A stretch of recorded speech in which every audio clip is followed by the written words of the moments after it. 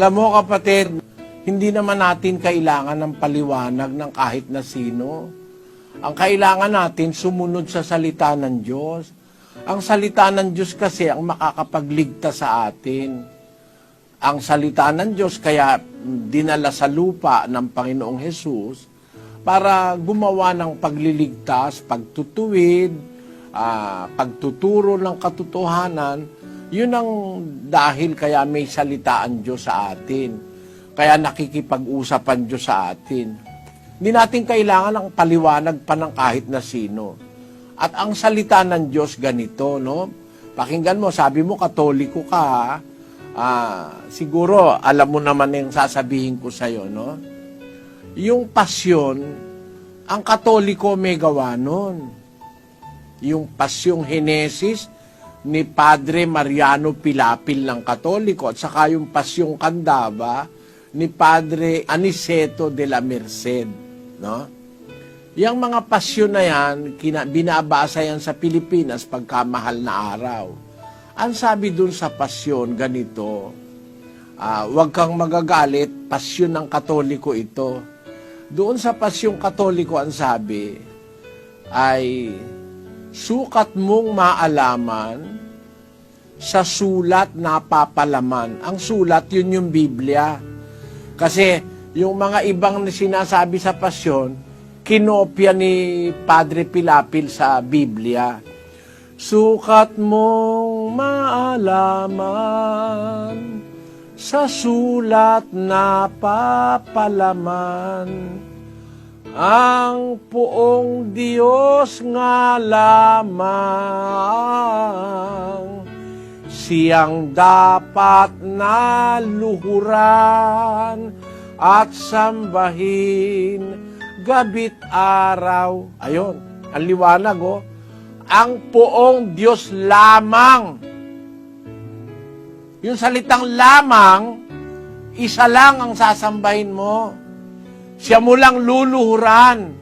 Yung Diyos na may lalang sa atin. Yun ang sinasabi sa Biblia.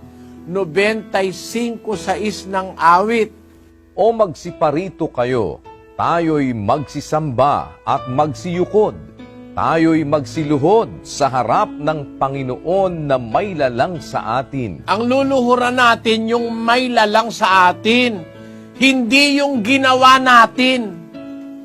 Mali kasi yun, sumamba ka, lumuhod ka sa ginawa ng tao. Ang dapat na luhuran natin yung gumawa sa atin. Basahin natin ng 1:25 ng Roma. Sapagkat pinalitan nila ang katotohanan ng Diyos ng kasinungalingan, at sila'y nagsisamba at nangaglingkod sa nilalang kaysa lumalang, na siyang pinupuri magpakailanman siya nawa. Ayun, pinalitan nila ang katotohanan ng Diyos ng kasinungalingan. Nagsisamba sila, naglingkod sila sa nilalang. Si Maria, nilalang. Ang mga anghel, nilalang. Si Pedro, nilalang. Lumuluhod sila sa kay Pedro, lumuluhod sila kay Maria, lumuluhod sila sa mga estatwa na ginawa ng kamay ng tao. Mali yun kasinungalingan yun. Sabi ng Biblia, kapatid, hindi mo kailangan ng paliwanag ng kahit na sino. Hindi rin ako magpapaliwanag. Yan ang sinabi ng Biblia. Kasinungalingan na imbis na ang paglingkuran mo, yung lumalang, maglingkod ka sa nilalang. Baligtad. Dapat ang paglingkuran, yung lumalang, hindi yung nilalang. Lalo na yung ginawa ng kamay. Basahin natin ang 17 ng gawa ng mga apostol.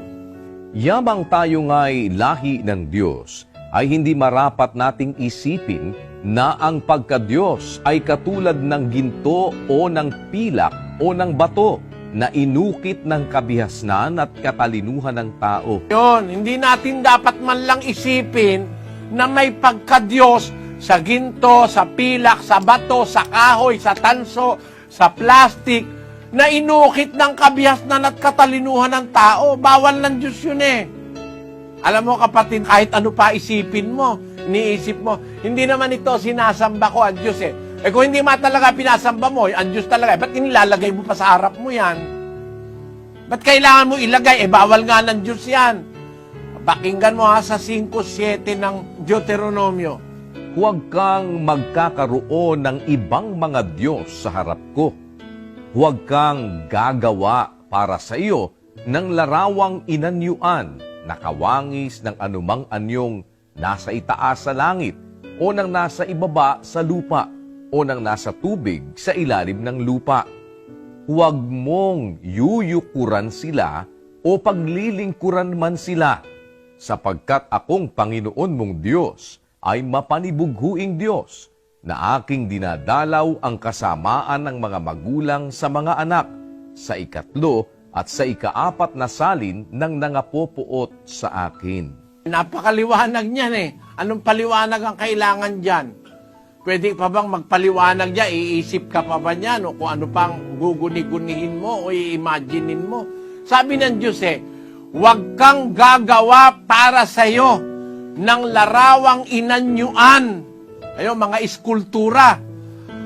Nakawangis ng anumang anyo sa taas sa langit, sa ibaba sa lupa, o sa tubig sa ilalim ng lupa.